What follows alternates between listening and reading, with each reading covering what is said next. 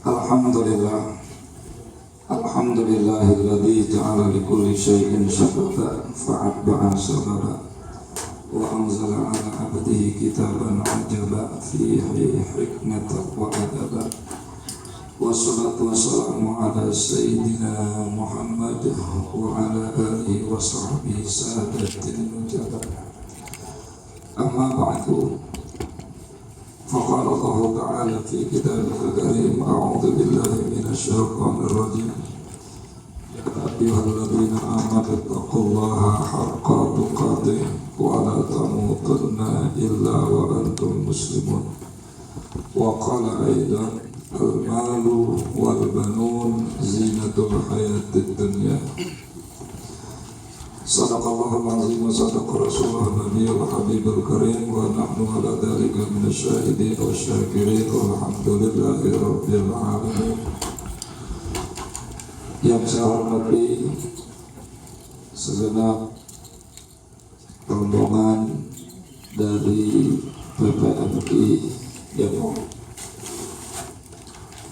yang alhamdulillah pada kesempatan pagi menjelang siang bisa silaturahim ke tempat kami. Ahlan wa sahlan wa marhaban bi qudumikum. Kami ucapkan selamat datang atas kedatangan rombongan dari PPMI, Persatuan Pengusaha Muslim Indonesia. Mudah-mudahan dengan apa yang diniatkan dari masing-masing segenap dari PPMI berkaitan niat kebaikan dunia, terlebih lagi niat kebaikan akhirat, mudah-mudahan diijabah oleh Allah Subhanahu wa Ta'ala. Yang saya hormati segenap para pengurus pondok pesantren, para santri, yang mudah-mudahan insya Allah kita senantiasa selalu dalam bimbingan taufik hidayah Allah Subhanahu wa Ta'ala. Amin. Bersyukur kepada Allah, bersalawat kepada Rasulullah dengan doa dan harapan mudah-mudahan insya Allah kita senantiasa menjadi hamba yang istiqomah dalam ibadah dan akhirnya kita berhasil menjadi hamba yang mati dalam keadaan husnul khatimah. Amin ya rabbal alamin. Bapak Ibu yang dimuliakan Allah, di antara cita-cita seorang muslim dalam hidup ini itu kepengen mati husnul khatimah. Itu diantara lain. Siapapun manusianya, apapun profesi dan status sosialnya, kalau dia orang jadi mukmin muslim, pasti cita-cita yang paling tertinggi kepengen mati husnul khatimah. Karena memang kebahagiaan orang mati husnul khatimah jadi ahlul khair itu dalam satu riwayat itu begitu jenazah itu dibawa ke dalam kuburan, belum dikubur baru masuk di pemakaman, itu kalau dia ahlul khair atau orang yang husnul khatimah itu tanah kuburan ngomong, faqalatil ardu ahlan wa sahlan ya ahlal kubur, selamat datang pendatang baru. Jadi disambut jasad orang baik, disambut jasad orang husnul khotimah dengan tanah, dengan kalimat tadi. Bahkan bukan cuma tanah, andai kata dimasukkan ke orang yang baik, orang husnul khotimah dimasukkan ke kuburan yang ukuran cuma semeter 2 meter, fayuwasi'ul kubru, kuburan langsung luas. Bukan cuma luas, kuburan yang gelap, fayaji'u lahu nur, datang cahaya. Bukan cuma cahaya, fayaji'u lahu rih, datang wewangian yang sebelumnya kuburan itu bau busuk, nggak enak, tapi karena orang tersebut mati husnul khotimah, datang wewangian luas, terang, dan kemudian wangi. Itu orang yang mati husnul khotimah. Tapi sebaliknya Rasulullah juga ceritain orang yang mati su'ul khotimah, na'udzubillah. Andai kata orang mati su'ul khotimah, orang jahat, itu jasadnya dibawa, belum dikubur, baru masuk pintu pemakaman, tanah kuburan udah pada teriak, faqalatil ardu la ahlan wala sahlan wala marhaban. Kalau dalam bahasa kita mah, gue kagak sambut jasad itu orang dikubur di sini. Tanah aja udah gak mau nerima itu jasad, jangankan malaikat, tanah aja udah gak mau dengan kalimat la ahlan wala sahlan wala marhaban. Andai kata pun jasad itu dimasukin ukuran tanah yang semeter 2 meter, kemudian langsung kuburan itu menjepit fayudiku fayaltaimul qabru hatta takhtalifa'at lahu. Kuburan itu langsung menjepit itu manusia hatta takhtalifa'at lahu, sampai pecah tulang iga itu manusia. Selesai sampai situ enggak, lepas jepit. Dalam satu riwayat ada libur itu di hari Jumat, fi yaumil Jum'ah. Itu pun orang yang mendapatkan kemuliaan hari Jumat bagi orang yang waktu hidupnya sering menghormati dan memuliakan hari Jumat. Hari Jumat biasa nonton TV banyak di malam Jumat nih, nggak mau biasa main di perapatan, nggak mau di malam Jumat. Ini namanya menghormati malam Jumat. Finalnya pada sholat Jumat. Nah, ini adalah bagian yang sudah ditetapkan orang su'ul khatimah dan husnul khatimah. Makanya kata Imam Ghazali di antara lain, min ghayatil mu'mini ala ghayati hayatihi, di saat orang itu mendapatkan mati husnul khatimah. Di antara cita-cita seorang mukmin dan muslim, kalau dia mati husnul khatimah, itu yang dikepengen. Orang-orang soleh di dalam kitab hikmah, di dalam kitab hikmah ada satu riwayat, orang-orang soleh punya sifat iri cemburu. Padahal dia tahu iri itu jelek, tapi dia punya iri yang ketinggian. Pertama, di saat ada orang meninggal hari Jumat. Yang kedua, ada orang yang meninggal dalam kebaikan, sekalipun gak hari Jumat tapi meninggal dalam kebaikan. Mati lagi sholat, meninggal lagi sholat, meninggal lagi duha, meninggal lagi tahajud, meninggal lagi baca Quran. Itu para aulia, para solihin langsung yuthbitu ala syirki, dia menumbuhkan rasa iri, padahal dia tahu iri itu sifat yang jelek.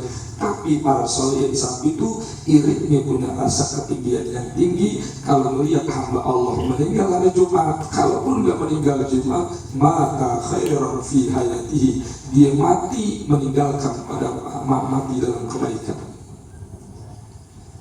Nah, itu yang diiri-iri. Artinya kalau sudah orang mati husnul khotimah, semua kepengen. Nah, cuma masalahnya bagaimana caranya. Rasulullah mengambil satu rumusan yang paling sederhana. Beliau bilang, ya mutul mar'u ala ma'asha alaihi wa yub'atsul mar'u ala ma'mata alaihi. Dimatikan manusia bagaimana kebiasaan hidupnya, dan dibangkitkan manusia bagaimana matinya. Matinya manusia bagaimana kebiasaan hidupnya. Biasa sholat duha, mati lagi sholat duha. Biasa sedekah, mati lagi sedekah. Biasa tahajud, mati lagi tahajud. Biasa lagi baca Quran, mati lagi baca Quran. Mafhum mukhalafahnya, paham kebalikannya, berarti orang yang biasa melakukan keburukan nanti khawatir naudzubillah mati lagi dalam keburukan. Biasa maksiat, mati lagi maksiat. Biasa lagi berbohong, mati lagi bohong. Biasa main judi, mati lagi main judi. Na'udzubillah. Nanti ajibnya wa yub'atsul mar'u ala ma mata alaihi, dibangkitkan manusia bagaimana matinya. Mati lagi sholat, nanti dibangkitkan dia mahsyar masih pakai mukena, masih pakai sarung, masih pakai kain, masih pakai baju koko. Orang-orang pakai telanjang dibangkitin, dia masih pakai mukena. Meninggal lagi umrah, lagi tawaf, nanti dibangkitkan lagi masih pakaian ihram. Subhanallah. Tapi mafhum kebalikannya, kalau orang mati dalam keburukan dibangkitkan, begitu juga. Mati lagi mabuk, nanti dibangkitkan dia untuk kiamat lagi bawa botol minuman keras. Naudzubillah.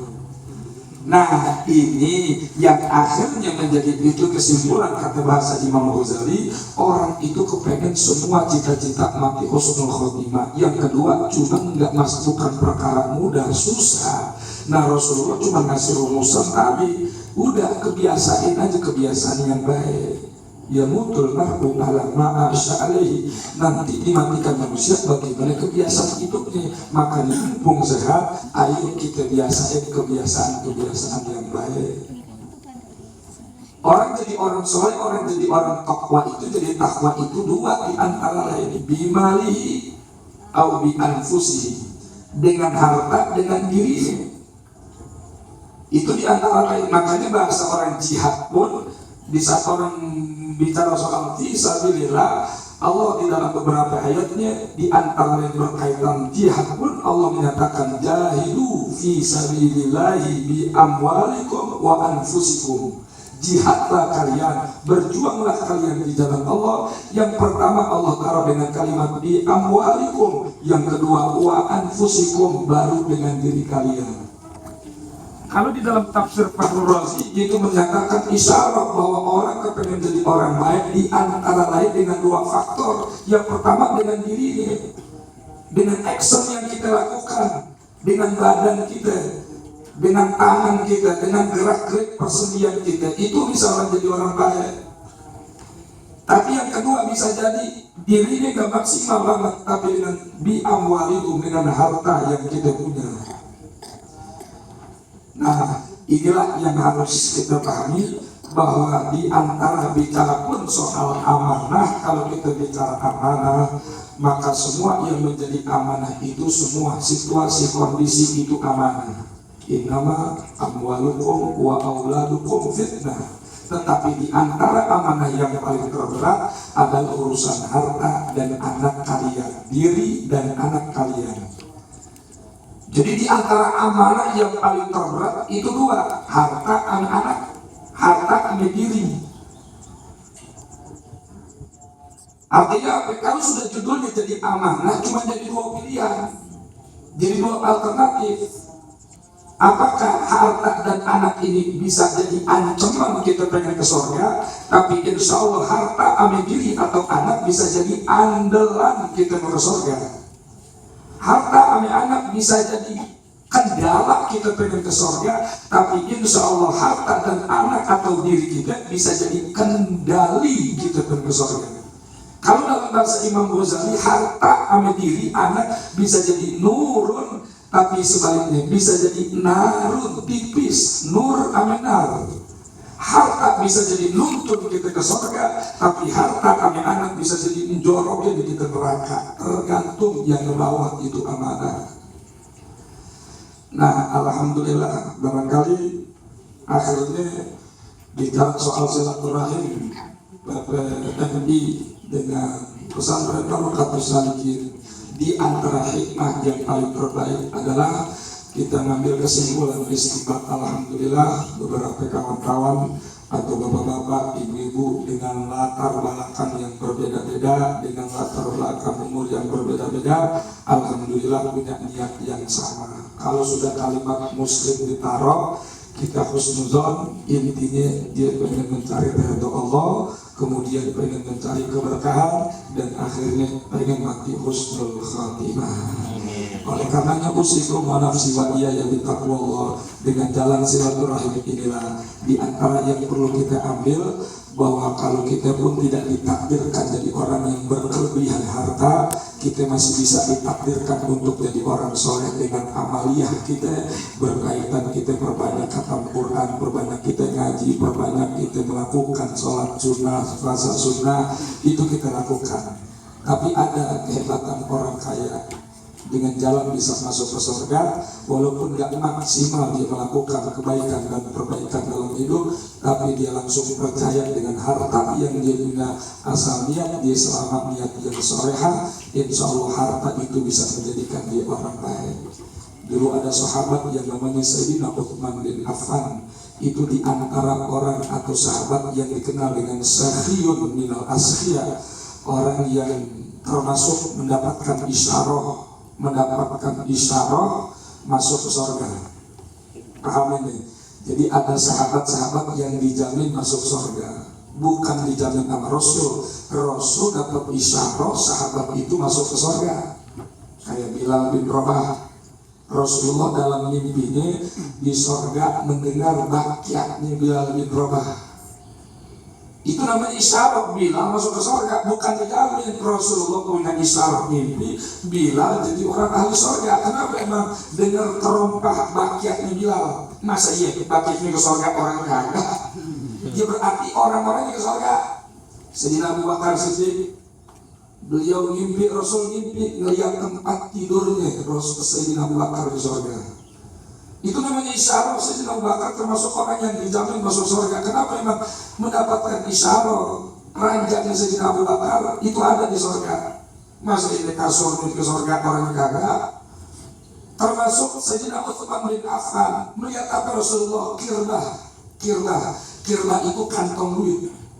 Sayyidina Utsman itu kalau udah kena sodako, dia nggak pakai melihat isi duitnya, enggak. Pokoknya asal orang udah minta duit, udah kirbah-kirbahnya dikasih, kantong-kantongnya dikasih. Nggak pakai dihitung, itu ada berapa dinar, ada berapa dinar, pokoknya langsung dikasih. Itu Rasulullah melihat kirbahnya, dikenal itu kirbah kantong duitnya Sayyidina Utsman. Ada di surga. Itu dan isyarat berarti Sayyidina Utsman termasuk penghuni surga dengan sabab sakhir minal asqiya.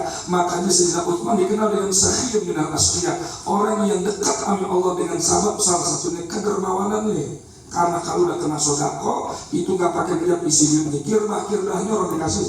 Kalau kata kita kan sekarang itu orang minta duit ATM ambil pin dikasih.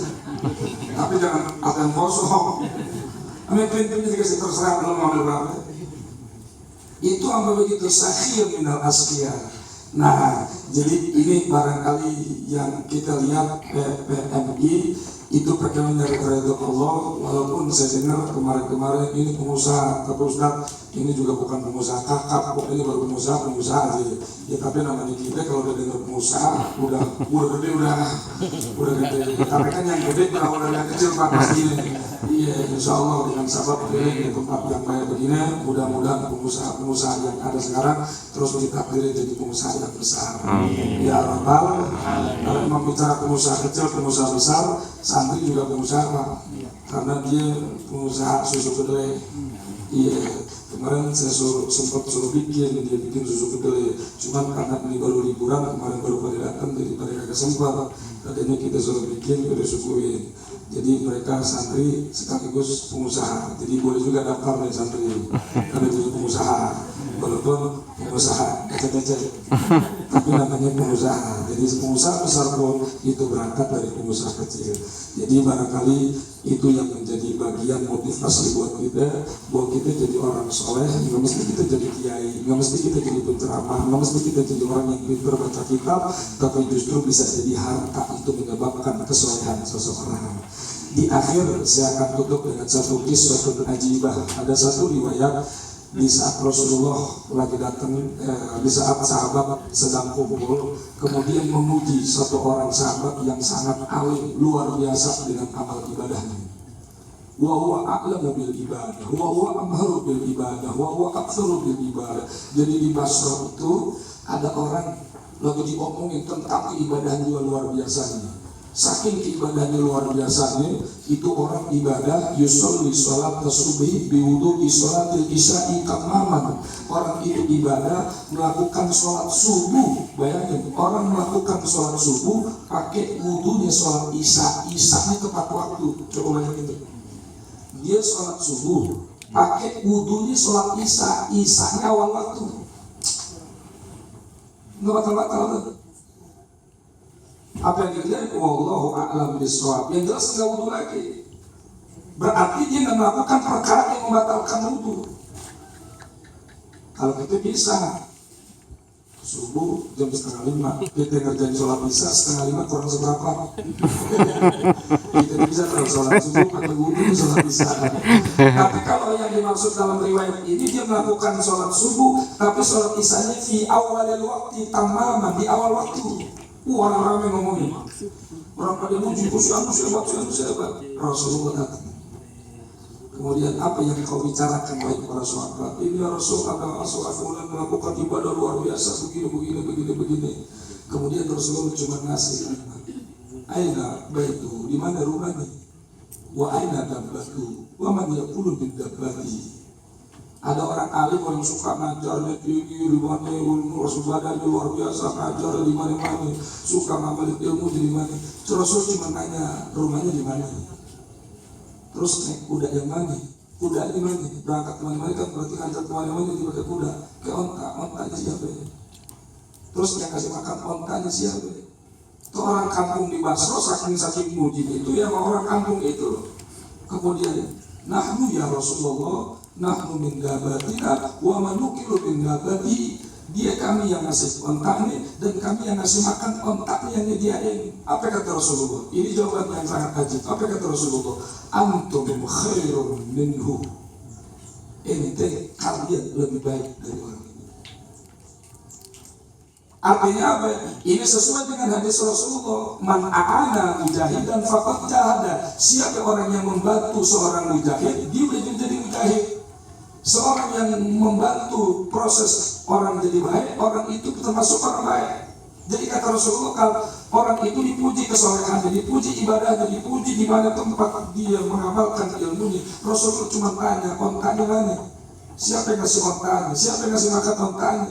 Kata orang Basro, saat itu kami ya Rasulullah, antum khairun minhu, ente yang lebih baik dari orang ini. Artinya kalau yang biar lebih gampang, kalau ada orang soleh, ada kiai kemana-mana, mau kemana-mana, nabi kemana-mana, ilmunya kemana, ibadahnya luar biasa. Cuma nanya, ini mobilnya dari mana? Siapa yang beliin? Saya ya Rasul, saya ente yang lebih baik. Kenapa? Karena ente yang udah ngebiayain ini kiai. Begitu maksudnya. Artinya dengan harta itulah yang menjadikan orang baik ini tenang dalam urusan ibadah. Belum tentu kalau dia ada ontanya kenyang, ontanya sehat, belum tentu bisa melakukan ibadah dengan apa yang dia bisa lakukan saat itu. Bisa jadi pikiran, bisa jadi stres, bisa jadi ada kondisi yang lemah. Karena kondisi udah terbutuhkan, udah terpenuhi kebutuhannya, maka akhirnya dia melakukan ibadahnya bagus. Itu yang dimaksud dalam syarah hadis tersebut. Nah, jadi ini menjadi satu bagian yang akhirnya Rasulullah menyampaikan di dalam satu akhir kalimat itu, man a'ana mujahidan faqad jahada. Siapa orang yang membantu mujahid, maka orang tersebut disebut mujahid. Kita nggak usah ikut perang, pokoknya bantuin aja orang yang pengen perang. Kasih senjata, kasih kasih buil, kasih kasih fulus. Kita di rumah, kita tetap melakukan aktivitas kita termasuk orang yang mujahid. Nah, inilah barangkali yang bisa Al-Fakir sampaikan berkaitan dengan mau'izah, atau barangkali suntikan buat kita semua, terkhusus buat Al-Fakir, karena yakin sama-sama kita ketahui dan kita pahami bahwa kita semua kepengen banget jadi orang yang baik, jadi orang yang mending baik, jadi orang yang ujung-ujungnya pengen mati husnul khatimah. Maka tempat ini kami namakan salah satunya di antara lain kalimat barokatus salikin. Salikin itu orang yang pengen dekat sama Allah, orang yang menuju ridha Allah. Kita itu nggak bisa, cuma minimal kita nyari keberkahan dari orang-orang salikin. Salikin itu ya Rasul, ya sahabat, ya tabi'in, orang-orang soleh. Itu salikin, orang yang menuju ridha Allah. Kita nggak mampu, kita mengukur diri, kita nggak bisa jadi orang salikin, tapi minimal kita dapat cipratan keberkahan dari para salikin. Tapi kita yakini keberkahan Allah yang punya melalui para salikin. Nah, itu yang kebanyakan. Kalau suka disingkat barkin. Orang sudah bilang barkin, katanya barisan orang miskin. Emang kita bilang fuqara semua. Apa ya, dari itu udah sunnatullah. Abu Jahal udah bilang, di mana tandanya pengikut umat Muhammad? Pengikut umat Muhammad adalah hum ya'budun Allah wa hum minal fuqara wa hum la yamlikuna syai'an. Abu Jahal sama Abu Sufyan lagi ngobrol. Ada aliran apa itu? Waktu Rasulullah baru mendakwakan terang-terangan. Muhammad punya ajaran baru. Nah, cirinya bagaimana? Cirinya orang itu rata-rata orang fuqara, orang du'afa. Gitu. Jadi orang fakir rata-rata. Nah, makanya rata-rata kalau di majlis taklim, di musola itu yang kumpul fuqara semua. Fuqara semua. Jadi sunnatullah. Bahkan sampai Nabi Sulaiman yang dikenal kaya, Nabi Sulaiman itu orang yang paling kaya. Orang kaya paling kaya sedunia itu Nabi Sulaiman. Nabi Sulaiman paling kaya, dia tuh paling kaya. Semuanya para Allah yang bilang itu abdun min abidi minal aghya wa huwa Sulaiman bin Daud. Allah bilang dalam hadis qudsi ini, hamba itu yang paling terkaya di antara kaya Nabi Sulaiman bin Daud. Bayangin, apa yang dari kuasa Nabi Sulaiman? Yang kelihatan, yang gak kelihatan dari kuasa ini. Bujangan kaya, punya kekuatan, punya harta, punya ilmu, apa yang dikuasai. Begitu nikah punya bini kaya juga, namanya Ratu Bilqis atau Balqis, punya kerajaan juga, kan tambah kaya tuh. Lakinya kaya, bini kaya. Kalau kata orang Betawi, duren ketemu duren. Kan kalau kita kan gohok ketemu semok, susah dong. Nah itu kaya ketemu kaya tuh, duren ketemu duren.